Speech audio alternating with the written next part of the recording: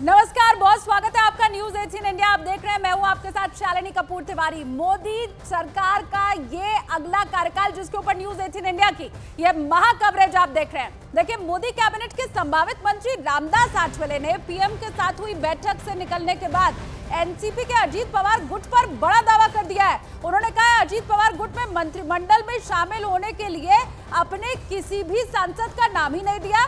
लोकसभा में अजीत गुट का एक सांसद है, वहीं राज्यसभा में भी उनका एक सांसद पहले से है।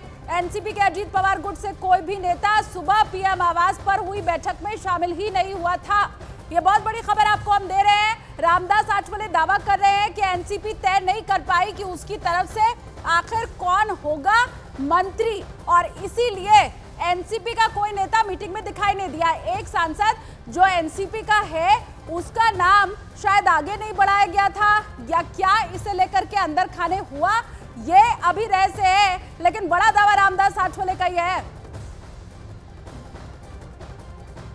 शिवसेना से जो प्रतापराव यादव जी है वो महाराष्ट्र से शिवसेना से थे, लेकिन एनसीपी से कोई नहीं आया था। मतलब एनसीपी का शायद अभी तक नाम नहीं गया है, लेकिन एनसीपी का आज के मीटिंग में कोई नहीं थे।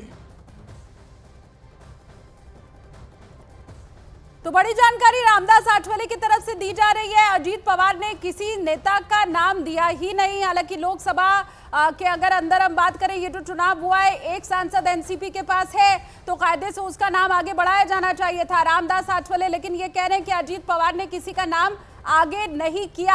अच्छा, वैसे भी परेशानी में अजीत पवार गुट इस वक्त वैसे भी है। खबर आपको याद होगा ये भी मिल रही थी कि कैसे शरद पवार के संपर्क में अजीत पवार गुट के लोग हैं। तो क्या अभी परेशानी में अजीत पवार, क्या वजह रही, ये अभी आगे समझना होगा।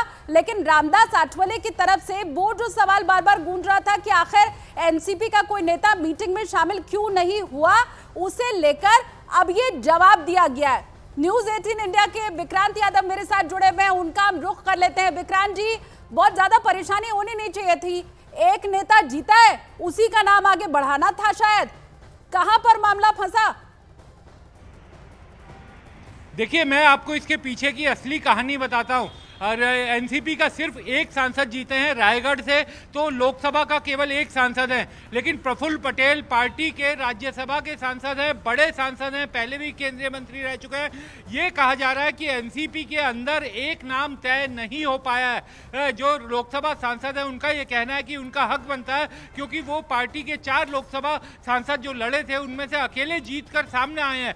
दूसरा, प्रफुल्ल पटेल जो है वो पहले भी केंद्रीय मंत्री रह चुके हैं, उनका भी दावा बनता है। तो पार्टी ही एकमत नहीं हो पाई है कि किसका नाम आगे भेजा जाए। और जो हमें जानकारी मिल रही है, इसी कारण देवेंद्र फडणवीस जो महाराष्ट्र के उप मुख्यमंत्री हैं, वो गए थे सुनील तटकरे के घर पर, वहां पर भी समझाने की कोशिश की गई है। अब ये देखने की बात होगी कि क्या अजीत पवार जो पार्टी के मुखिया हैं वो इसका हल कैसे निकालते हैं, क्योंकि एक ही मंत्री पद जाना है एनसीपी के कोटे में। उनके 4 सांसद लड़े थे, एक केवल जीता है, उसी को एक आदमी को मंत्री बनाना है। अब राज्यसभा सांसद मंत्री बनेगा या लोकसभा सांसद मंत्री बनेगा, ये तय करना है अजीत पवार को। तो जब उनकी तरफ से ये जानकारी आएगी उसके बाद ही उन्हें मंत्रिमंडल में शामिल किया जा सकेगा। लेकिन इसके पहले खबरें ये भी आ रही थी कि प्रफुल्ल पटेल को लेकर चूंकि विपक्ष की तरफ से सवाल उठाए गए थे कि उनके ऊपर तो केस चल रहे हैं और अभी मामला सारा लंबित है, तो क्या ये जो नाम है प्रफुल्ल पटेल का, वो क्या सर्वमान्य होगा भी, अगर वो चाहते हैं तब भी? देखिए, ये प्रफुल्ल पटेल और उनके करीबी लोगों का कहना है कि ये राजनीतिक आरोप हैं। अभी कुछ दिन पहले ही ईडी ने उनकी जो जब्त की हुई प्रॉपर्टी थी उसके रिलीज ऑर्डर भी जारी हो गए हैं, और उनका ये कहना है कि ये तमाम जो आरोप है ये गलत आरोप उन पर लगे थे। अदालत से कभी उन्हें कोई सजा नहीं हुई है, कोई कन्विक्शन नहीं हुआ है, और एक तरह से विशेषाधिकार है। सवाल जरूर उठते हैं, राजनीतिक विरोधी जरूर सवाल उठाएंगे, लेकिन ये फैसला निश्चित तौर पर, इसमें कोई खटास जैसी चीज मुझे अभी फिलहाल नहीं दिखाई दे रही कि बीजेपी और एनसीपी के बीच में कोई खटास नहीं है, बल्कि ये मुद्दा दूसरा ही निकल कर आया है कि एनसीपी के अंदर ही एक राय नहीं हो पा रही कि किसे मंत्री बनाया जाए। अगर एनसीपी की तरफ से एक नाम जाता तो आज वो नाम भी प्रधानमंत्री ने जब चाय पर लोगों को बुलाया था, जो संभावित मंत्री थे उन चाय पीने वाले लोगों में वो एक नाम भी शुमार होता। लेकिन चूंकि एनसीपी में ही एक राय नहीं बन पाई कि अपने लोकसभा के जीते हुए सांसद को मंत्री बनाए या फिर प्रफुल्ल पटेल, जिनके बारे में कहा जा रहा है वरिष्ठ सांसद हैं, पहले भी मंत्री रह चुके हैं, केंद्रीय मंत्री रह चुके हैं, उनको शामिल करवाया जाए। तो अब अजीत पवार ही इस मामले का फैसला करेंगे, क्योंकि पार्टी के मुखिया वो है। अजीत पवार के ऊपर भी सवाल विक्रांत जी नहीं खड़ा होता है, क्योंकि एक तरफ तो देखिए पूरा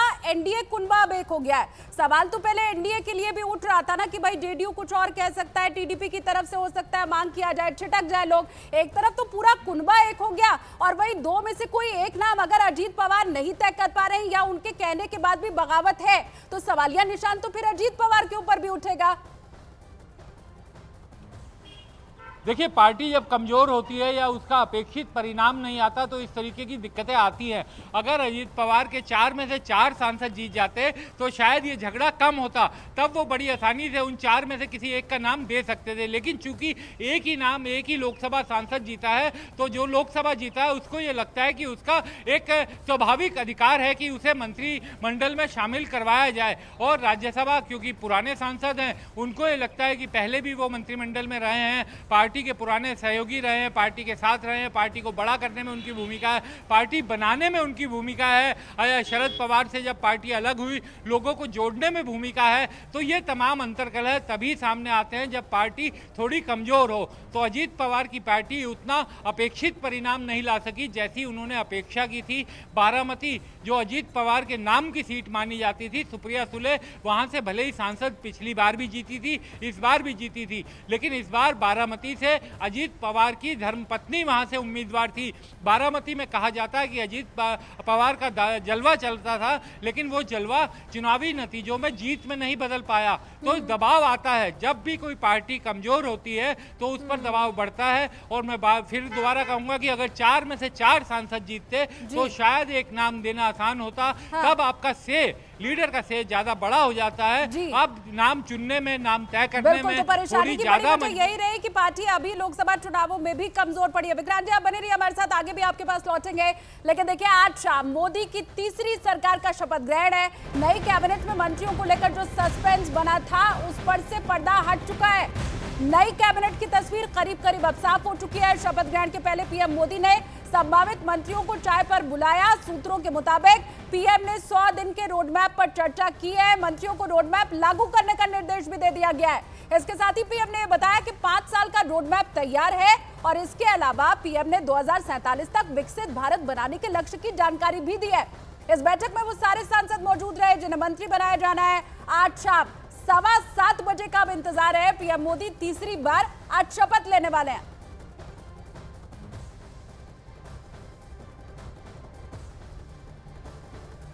तो बड़ी खबर, अगले 100 दिन का फिर 5 साल का रोड मैप तैयार है। एक झलक उसकी बता भी दी गई है। यहां जितने भी मंत्री टी पार्टी पर मौजूद थे उन सभी को अब बस 7:15 बजे का इंतजार है। ये जो चेहरे प्रधानमंत्री के साथ चाय पर चर्चा करते हुए दिखाई दिए, यही आज शाम को प्रधानमंत्री के साथ आपको शपथ लेते भी दिखाई देंगे।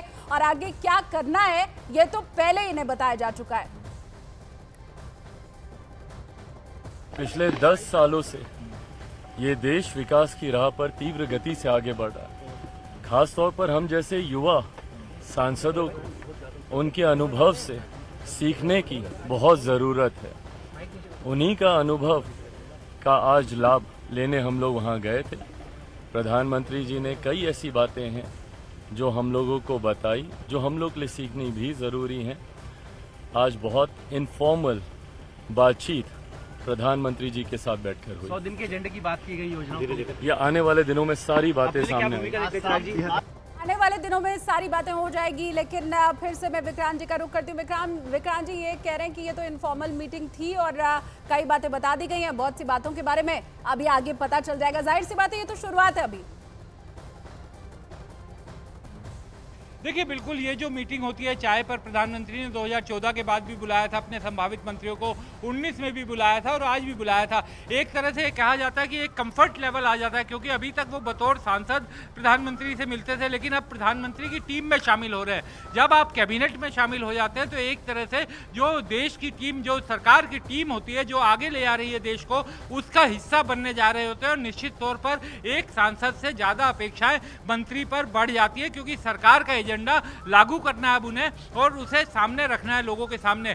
सांसदों का काम अपने क्षेत्र में उसे फैलाना होता है, लेकिन मंत्री का काम देश के लिहाज से बढ़ जाता है। तो एक तरह से एक कंफर्ट लेवल बनाने के लिए मीटिंग बुलाते हैं प्रधानमंत्री, और आज सबके साथ एक जनरल मीटिंग हुई जिसमें आगे के रोड मैप की चर्चा हुई। और निश्चित तौर पर प्रधानमंत्री भी ये चाहते हैं कि जो सहयोगी अब उनके मंत्रिमंडल में शामिल होने जा रहे हैं, कुछ उनमें से नए भी हैं, अधिकतर पुराने नाम हैं लेकिन कुछ नए भी हैं, तो उनको भी एक कार्यशैली, क्योंकि जो पुराने लोग हैं उन्हें कार्यशैली का पता है, अंदाजा है कि किस रफ्तार में भागना है, कैसे काम करना है, लेकिन जो नए लोग जुड़े हैं उन्हें अब धीरे धीरे इसका अंदाजा लगेगा। तो एक सांसद और प्रधानमंत्री के बीच का कंफर्ट रहे, आपस में चर्चा रहे और किस तरह से सरकार सोच रही है, किस दिशा में आगे बढ़ रही है, उसे देखते हुए बैठक थी। निश्चित तौर पर यह बहुत ही फॉर्मल मीटिंग थी और उसके बाद जब कैबिनेट मीटिंग शुरू होंगी, पहली कैबिनेट बैठक होगी, उसके बाद ये तय होगा। अभी क्योंकि पोर्टफोलियो भी तय होने, मंत्रियों को पोर्टफोलियो मिलेंगे, 24 घंटे कहा गया है कि आप दिल्ली से बाहर मत जाइएगा।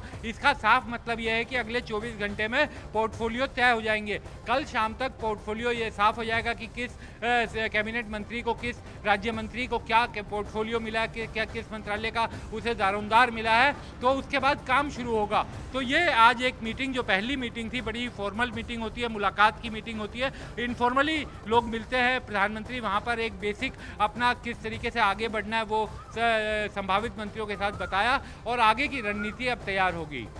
इसके पहले सीसीएस वाले मंत्रालय के ऊपर विक्रांत जी हम चर्चा कर रहे थे। हालांकि अनुमान लगा पाना बीजेपी क्या करती है, प्रधानमंत्री नरेंद्र मोदी क्या करते हैं, ये बड़ा मुश्किल रहता है। लेकिन अभी फिलहाल क्या लग रहा है, जो पहले वाले चेहरे रहेंगे वही काबिज रहेंगे अपने अपने मंत्रालय पर?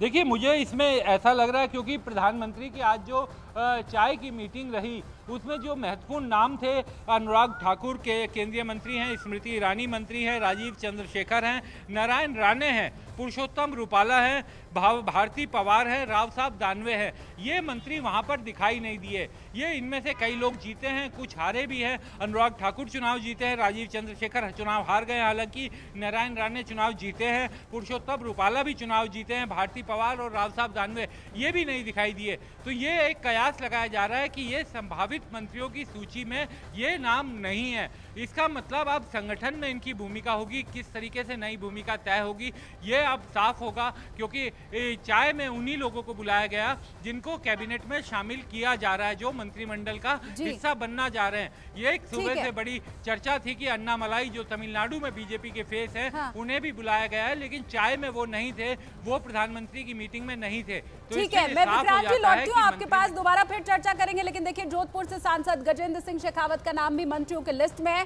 दिल्ली में गजेंद्र शेखावत के घर उनके समर्थकों का जमावड़ा लगा रहा। पीएम आवास पर बैठक में हिस्सा लेने के बाद शेखावत ने कहा कि वो विकसित भारत का संकल्प पूरा करेंगे।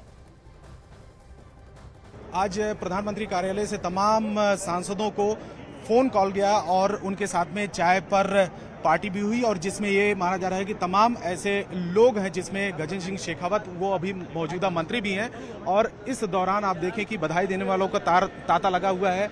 गजेंद्र सिंह शेखावत को भी इनविटेशन गया था और वो खुद प्रधानमंत्री से मिलकर आए हैं, और इस समय उनके सरकारी आवास पर कई कार्यकर्ताओं की भीड़ यहाँ पर उमड़ी है, बधाई दे रहे हैं यहाँ पर लोग। और दूसरी तरफ आप देखें कि इस तरीके के पोस्टर और बैनर लगाए गए हैं इस जगह पर एक बार फिर एनडीए की सरकार, इस तरीके से बधाई देने वालों को भी तांता लगा हुआ है, क्योंकि जिन जिन लोगों को कॉल जा रहा है और जो जो लोग मंत्री बनने जा रहे हैं, उसकी शपथ लेने के लिए जा रहे हैं, उनके घर पर लोगों की भीड़ उमड़ पड़ी है। कैमरामैन विपिन पुजारी के साथ रवि सिंह, दिल्ली, न्यूज़ 18 इंडिया। देश की सेवा का सौभाग्य जोधपुर के सम्मानीय मतदाताओं ने, भारतीय जनता पार्टी जोधपुर के कार्यकर्ताओं ने अपने परिश्रम और पुरुषार्थ से दिया।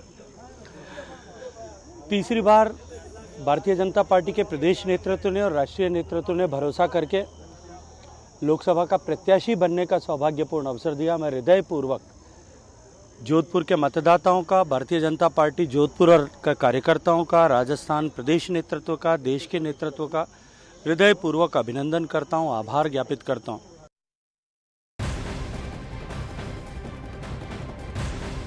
नमस्कार, आपके साथ मैं हूं सबीना तामंग देशमुख और संभावित मंत्रियों की लिस्ट को लेकर बड़ी अपडेट आप तक पहुंचा दें। नमस्कार, मैं हूं आपके साथ शिवानी पांडे। तो संभावित मंत्रियों की लिस्ट में कई पुराने चेहरों को जगह नहीं मिली है। जानकारी आप तक पहुंचा दें कि संभावित मंत्रियों की लिस्ट में, इस सूची में किनका नाम नहीं है, इन्हें पीएम आवास पर आज हुई पार्टी में नहीं बुलाया गया था। तो बड़ी खबर हम आपको बता रहे हैं और इनमें से अनुराग ठाकुर का नाम ऐसा है जो पिछली मोदी सरकार में सूचना और प्रसारण जैसे अहम मंत्रालय की जिम्मेदारी निभा चुके हैं, लेकिन इस बार उनका नाम संभावित मंत्रियों की लिस्ट में मौजूद नहीं है। और इसके अलावा स्मृति ईरानी का नाम भी इस लिस्ट में मौजूद नहीं है। फहरिस्त आगे बढ़ती है। राजीव चंद्रशेखर, नारायण राणे का नाम भी सूची में नहीं है। पुरुषोत्तम रूपाला और भारती पवार का नाम भी संभावित मंत्रियों की लिस्ट में मौजूद नहीं है। इसके अलावा राव साहेब दानेव का भी इस नाम मंत्रियों की लिस्ट में शामिल नहीं है। तो ये ऐसे चेहरे और ऐसे नामों का जिक्र हम यहाँ पर कर रहे हैं जो संभावित मंत्रियों की लिस्ट में नहीं है, लेकिन पिछला कार्यभार इन्होंने मंत्री, बतौर कैबिनेट मंत्री, बतौर केंद्रीय मंत्री संभाल चुके हैं। देखिए, बीजेपी के नेतृत्व में एनडीए की जीत, देश में एक बार फिर नरेंद्र मोदी की सरकार यहां पर बनने जा रही है। लेकिन ये तस्वीरें इस वक्त बेहद खास हो जाती है, जहां पर आज प्रधानमंत्री नरेंद्र मोदी शाम 7:15 बजे तीसरी बार बतौर प्रधानमंत्री शपथ लेंगे। और इस बीच जहां पर जश्न है, तो वहीं संभावित मंत्रियों का वो कुनबा भी जरूरी हो जाता है बताना, जो देश की सत्ता को संभालेगा। और विक्रांत लगातार हमारे साथ यहां पर जुड़े हुए हैं। विक्रांत, देखिए, पूरी प्रक्रिया लगभग यहां पर संपन्न हो चुकी है और बस अब इंतजार किया जा रहा है रात शाम 7:15 बजे का। कैसा वो कार्यक्रम होने वाला है, कौन कौन से वो विशेष अतिथि हैं, चाहेंगे एक बार आप उनका भी जिक्र करें। देखिए, निश्चित तौर पर बहुत ही विशाल और खूबसूरत कार्यक्रम रहेगा और शाम का समय होगा तो आपको राष्ट्रपति भवन का प्रांगण बेहद खूबसूरत लगेगा, क्योंकि वहां पर विशेष लाइटनिंग भी की जाती है जो लगातार रात के समय वहां पर जलाई भी जाती है। तो बहुत ही खूबसूरत इमारत दिखाई देती है। वो पूरा इलाका जो लुटियन जोन का माना जाता है, जहाँ पर राष्ट्रपति भवन और तमाम जो मंत्रालय हैं, प्रधानमंत्री कार्यालय है, वो पूरा एरिया एक विशेष लाइट के जरिए जगमगाया जाता है। तो निश्चित तौर पर बहुत ही खूबसूरत मनमोहक दृश्य वो दिखाई देता है। और प्रधानमंत्री नरेंद्र मोदी तीसरी बार प्रधानमंत्री पद की शपथ ले रहे हैं। कई विदेशी मेहमानों को भी बुलाया गया है। बांग्लादेश की प्रधानमंत्री तो कल ही यहाँ पर पहुँच गई थी। नेपाल से भी राष्ट्राध्यक्ष आ गए हैं, भूटान से आ गए हैं, मालदीव से आ गए हैं। तो ये तमाम विदेशी मेहमान भी यहाँ पर पहुँचे हैं। भूटान से राष्ट्राध्यक्ष पहुँच गए हैं, श्रीलंका से यहाँ पर पहुँचे हैं। तो भारत ने अपने तमाम जो पड़ोसी मुल्क हैं उन सबको बुलाया है। पाकिस्तान और चीन, उनके साथ जिस तरीके के संबंध हैं हम पूरे देश को पता है। इन दोनों देशों को छोड़कर तमाम जो भारत के पड़ोसी देश हैं, भारत ने हमेशा अपने पड़ोसी देशों के साथ कोशिश की है कि एक बेहतर संबंध रखे जाएं। तो उन तमाम देशों के राष्ट्राध्यक्ष आपको शपथ ग्रहण समारोह में दिखाई देंगे। इसके अलावा देश की कई जानी मानी हस्तियां वहां पर दिखाई देंगी। राष्ट्रपति के सामने 7:15 बजे का समय रखा है प्रधानमंत्री का, जब वो अपने पद और गोपनीयता की शपथ लेंगे। उनके बाद उनके कैबिनेट मंत्री लेंगे, उसके बाद उनके जो स्वतंत्र प्रभार के राज्य मंत्री हैं वो लेंगे, और उसके बाद जो राज्य मंत्री बनाए जाएंगे वो शपथ लेंगे। तो इस तरीके से ये कार्यक्रम रहने वाला है, बेहद ही खूबसूरत। और देखने वहाँ पर जो जिस तरीके का इंतजाम किया जा रहा है पिछले 4-5 दिनों से, क्योंकि 5 तारीख से राष्ट्रपति भवन में सामान्य लोगों की एंट्री बंद थी। आपके पास जरूर लौटेंगे क्योंकि नीरज भी हमारे साथ बने हुए हैं।